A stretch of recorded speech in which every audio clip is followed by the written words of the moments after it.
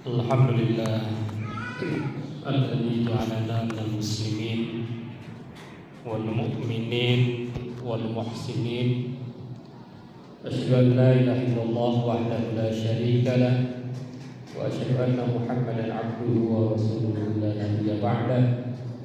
Allahumma shalli wa sallim ala hadzal nabi al-karim Muhammadin wa ala alihi wa ashabihi ajma'in, amma ba'd.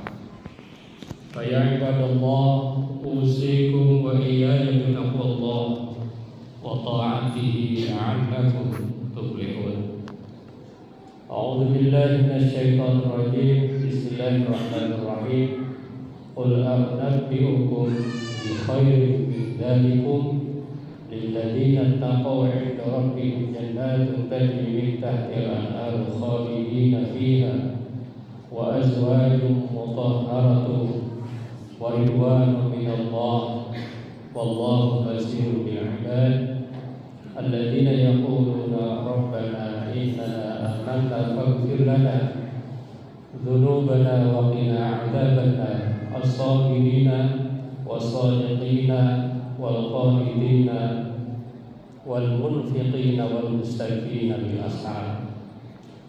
Sadaqallahul azim wa sadaqa rasulul karim wa nahnu ala dzalika minasyahidin wasyakirin. Puji syukur kita panjatkan hanya kepada Zat yang Maha Ghafur yang telah memberikan kenikmatan kepada kita semua, terutama nikmat yang paling mewah, nikmat yang paling indah, nikmat yang paling berharga, nikmat yang tidak bisa diukur dengan uang, dengan harta, dengan benda, yakni nikmat iman dan Islam. Salawat dan salam mudah-mudahan senantiasa tercurah kepada panutan kita semua, yakni baginda tercinta Nabi besar Muhammad sallallahu alaihi wasallam. Mengawali khutbah ini, khatib ingin mengajak kepada kita semua, marilah kita senantiasa berdoa kepada Allah Subhanahu wa taala agar kita semua terus menjadi manusia yang sukses. Apalagi kita akan menghadapi bulan suci Ramadan. Hadirin jamaah Jumat yang berbahagia, setiap manusia pasti ingin sukses. Bahkan mereka yang tidak Islam pun, kenapa mereka memeluk agama tersebut? Ya, sebetulnya mereka keinginannya adalah ingin sukses. Seorang muslim pun demikian. Kenapa dia sholat? Kenapa dia zakat? Kenapa dia berbuat baik? Kenapa dia beramal? Kenapa dia zakat? Hakikatnya adalah ia ingin sukses. Akan tetapi sukses menurut manusia itu beda-beda. Bahkan ada yang membedakan sukses berdasarkan umur. Kalau umur 2 tahun misalnya sukses kalau sudah bisa jalan. Umur 10 tahun sukses kalau sudah naik kelas 4. Umur 20 tahun sukses kalau sudah sarjana, dan seterusnya. Bisa juga setiap daerah juga beda-beda dalam menentukan indikator kesuksesan. Maka jangan salah. Lalu indikator kesuksesan yang paling benar yang mana? Yang paling benar adalah apa yang ada di dalam Al-Quran, apa yang ada di dalam Islam. Apa itu? Indikator kesuksesan itu 2. Yang pertama, faman zuhziha 'anil nar, barang siapa yang dijauhkan dari api neraka, itu sukses. Yang kedua adalah wa udkhilal jannah, dimasukkan ke dalam surga. Jadi hanya 2. Masuk ke dalam surga bebas dari neraka. Nanti ada dua pandangan, ada surga dunia, ada surga akhirat. Ada neraka dunia dan neraka akhirat. Surga dunia itu kenikmatan-kenikmatan yang ada di dunia. Surga akhirat adalah kenikmatan-kenikmatan yang ada di akhirat. Neraka dunia adalah neraka yang ada di dunia, yang sengsara di dunia, itu neraka. Dan neraka di akhirat adalah kesengsaraan yang ada di akhirat. Hadirin jemaah-jemaah yang berbahagia, jadi kalau kita mengukur kesuksesan dari dua hal tadi, sampai kapanpun akan benar. Jadi teori ini tidak akan ada yang bisa membantah sampai kapanpun. Hadirin jemaah Jumat yang berbahagia, banyak teori ahli yang menyebutkan misalnya bahwa kesuksesan itu ditopang oleh dua. Yang pertama adalah kecerdasan intelektual atau intelijensi. Yang kedua adalah kecerdasan emosional dan spiritual. Jadi dua ini akan menentukan kesuksesan seseorang ketika hidup di dunia terutama. Jadi maka jangan aneh kalau seorang di sekolahnya juara, bisa jadi dalam kehidupan nyatanya tidak juara. Kenapa? Karena justru 80% kesuksesan di dunia itu ditentukan oleh kecerdasan spiritual dan sosial.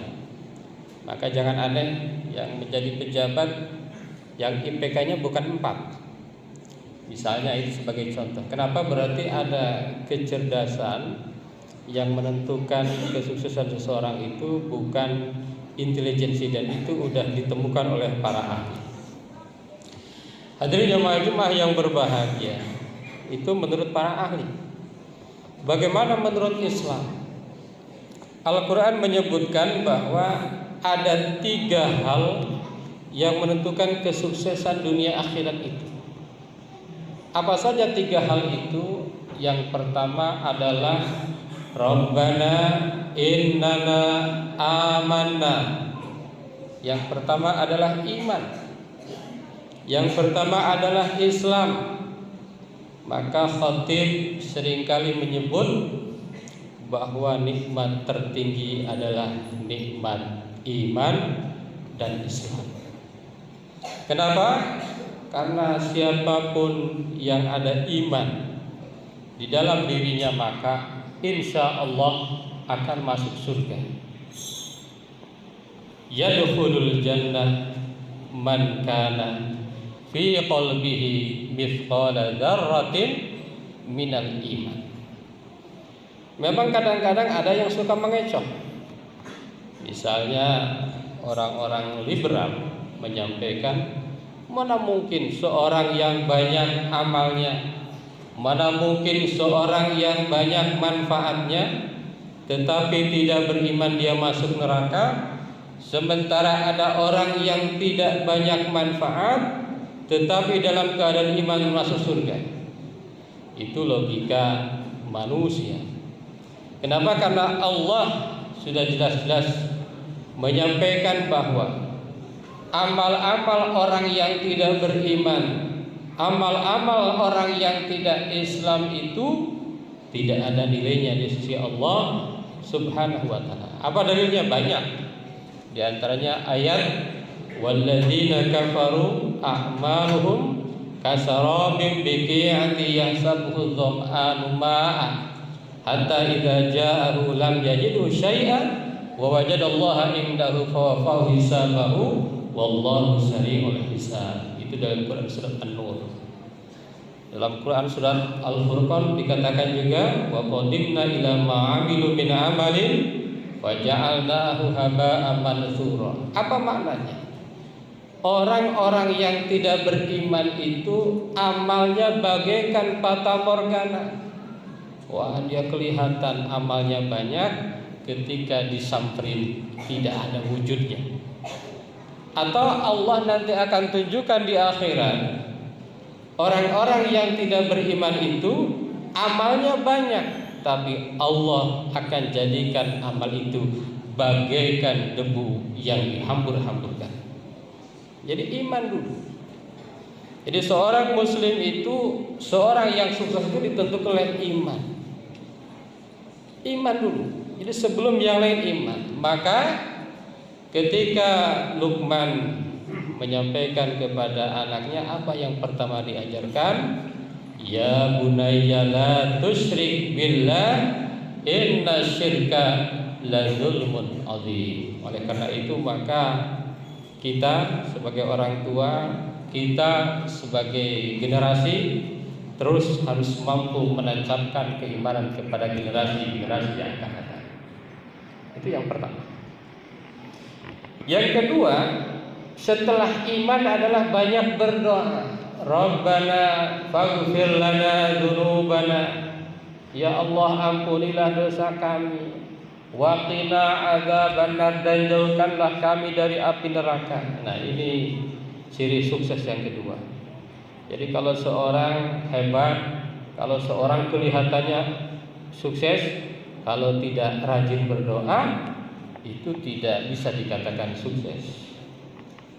Ya Allah, Rabbana faghfir lana dzunubana wa qina adzabannar. Bagaimana orang yang rajin beribadah? Bagaimana orang yang rajin beramal misalnya? Apakah perlu berdoa? Perlu. Apa sebabnya?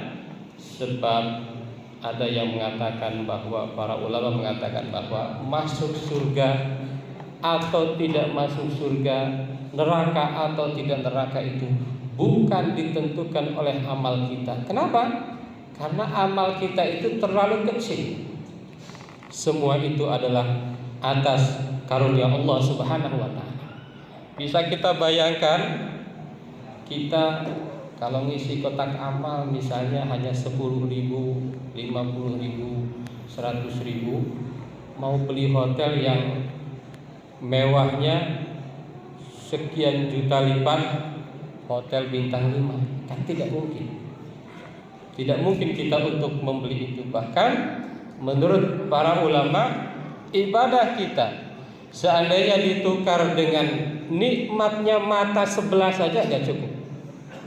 Oleh karena itu kita terus harus betul-betul waqina adzabannar faghfir lana. Itu yang kedua. Yang ketiga, hadirin jamaah Jumat yang berbahagia, resep sukses kita atau kunci sukses kita adalah berusaha. Iman, doa, usaha. Itu bedanya kita dengan yang lain. Kalau yang lain bilang doa, usaha, tapi yang paling penting justru adalah iman, doa, usaha. Apa saja usaha yang dimaksud?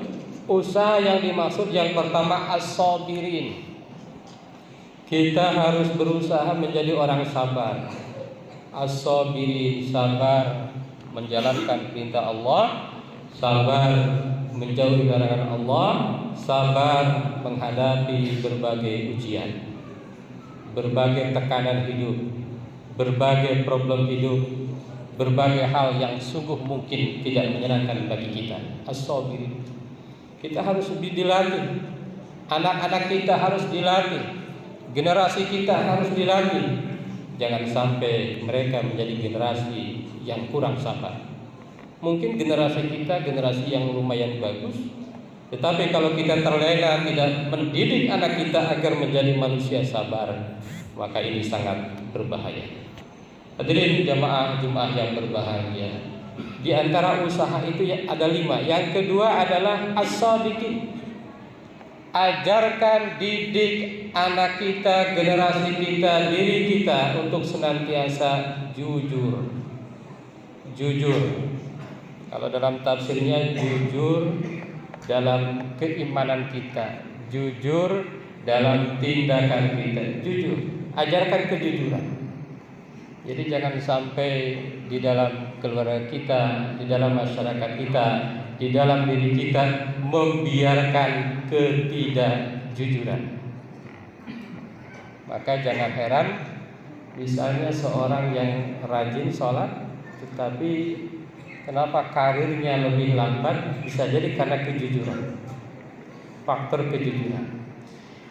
Yang ketiga dari yang dimaksud dengan usaha adalah as-sadiqina wal qanitina, orang yang senantiasa taat menjalankan kewajiban-kewajiban Allah. Nah, ini yang kadang-kadang kita lupa. Saya sebagai khatib sering menyorot di antara rukun Islam yang 5 itu yang paling rendah menurut para ahli adalah zakat. Padahal itu kewajiban. Suka ada orang, saya berinfak padahal belum zakat. Cukup aneh. Padahal yang wajib itu adalah zakat, sementara infak adalah sunnah. Padahal pahala yang wajib itu jauh melebihi pahala yang sunnah. Bisa kita bayangkan kalau kita ingin membayar 1 rakaat salat wajib kita dengan 1000 rakaat salat sunnah, enggak ada apa-apanya. Kadang-kadang kita lupa mana yang wajib, mana yang sunnah. Maka misalnya Ibnu Hajar mengatakan barang siapa yang hanya menjalankan wajib, tidak mau yang sunnah, kasih pelajaran.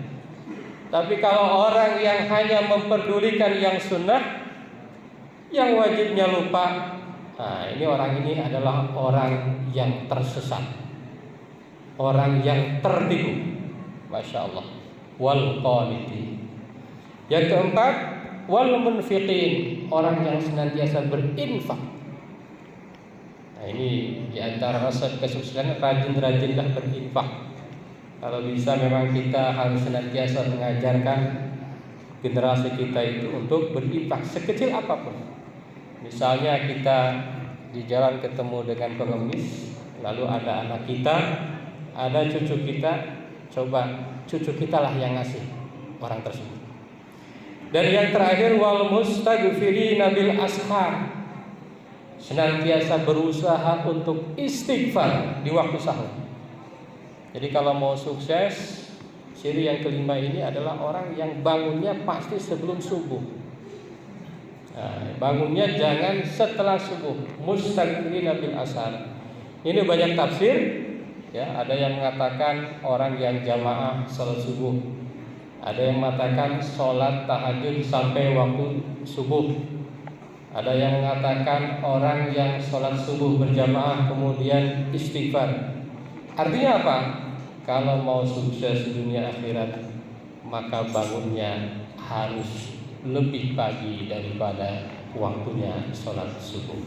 Hadirin jamaah Jumat yang berbahagia, 3 resep mudah-mudahan kita bisa senantiasa diberi petunjuk oleh Allah untuk melaksanakannya. 1, doa. 1, iman. Yang kedua, doa.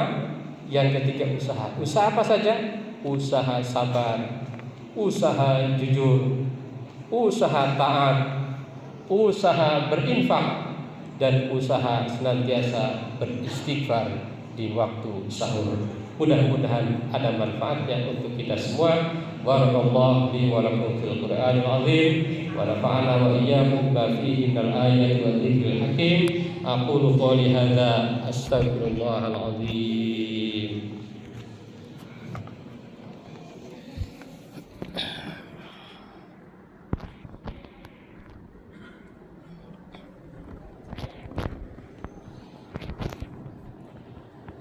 Alhamdulillah alladzi kataba ala nafsihi rahmah wa amarna bi imtisali ma'muratihi wa ijtinabi manhiyatihi muddatal hayat. Asyhadu an la ilaha illallah wahdahu la syarika lahu wa asyhadu anna Muhammadan abduhu wa rasuluhu ila yaumil qiyamah.